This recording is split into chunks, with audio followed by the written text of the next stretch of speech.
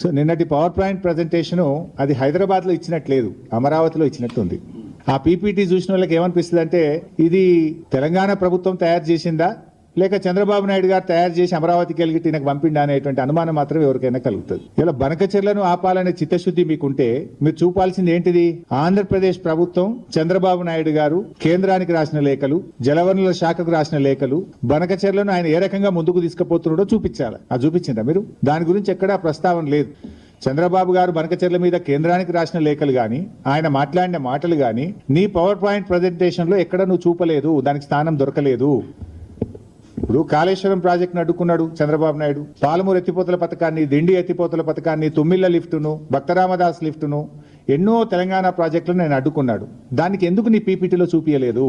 ఆంధ్రప్రదేశ్ ప్రభుత్వము మన తెలంగాణ ప్రయోజనాల్ని ఎలా దెబ్బకొట్టిందో ఒక్క ముక్కనన్న చూపించినావా నేను? అంటే బనకచెర్ల గట్టే బాబేమో రేవంత్ రెడ్డికి బంగారమో లెక్క కనబడుతుంది. బనకచెర్లను ఆపాలని పోరాటం చేస్తున్న బీఆర్ఎస్ పార్టీ ఏమో ఈయనకు సచినపాము లెక్క కనబడుతుంది. మరి సచినపామే అయితే ఎందుకు కళలు కూడా బీఆర్ఎస్ పార్టీని కలవరిస్తున్నావు? అసలు నువ్వు ఉపన్యాసం ఇస్తే కేసీఆర్ పేరెత్తకుండా, బీఆర్ఎస్ గురించి మాట్లాడకుండా ఏదైనా ఒక ఉపన్యాసం మాట్లాడతావా నువ్వు? అసలు నీకు నిద్రలో లేపితే కూడా బీఆర్ఎస్ యాదికి వస్తుంది, గులాబీ జెండానే కనబడుతుంది నీకు. ఇప్పుడు నీ పార్టీ, కాంగ్రెస్ పార్టీ కేంద్రంలో 11.5 సంవత్సరాల నుంచి ఇలా అధికారంలో దూరంగా ఉంది. అనేక రాష్ట్రాల్లో కాంగ్రెస్ పార్టీ అధికారం కోల్పోయింది. ఈ దేశంలో అనేక శాసనసభల్లో కాంగ్రెస్ పార్టీ ఒక్క ఎమ్మెల్యే సీటు కూడా గెలవలేదు.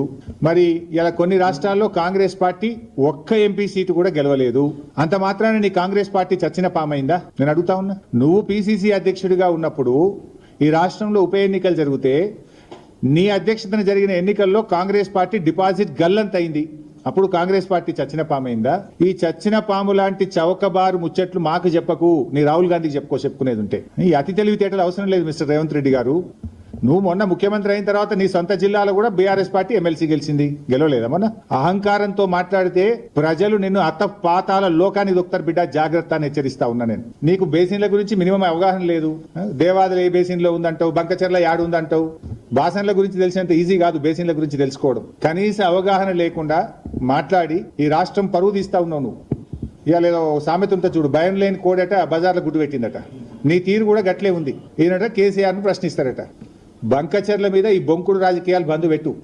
రేవంత్ రెడ్డి గారు, నాడు బాబు కోసం బ్యాగులు మోసి బ్యాగ్ మ్యాన్ గా పేరు తెచ్చుకున్నావు. నేడు అదే బాబు కోసం, బంకచెర్ల కోసం బొంకు మ్యాన్ గా మారిపోయినావు.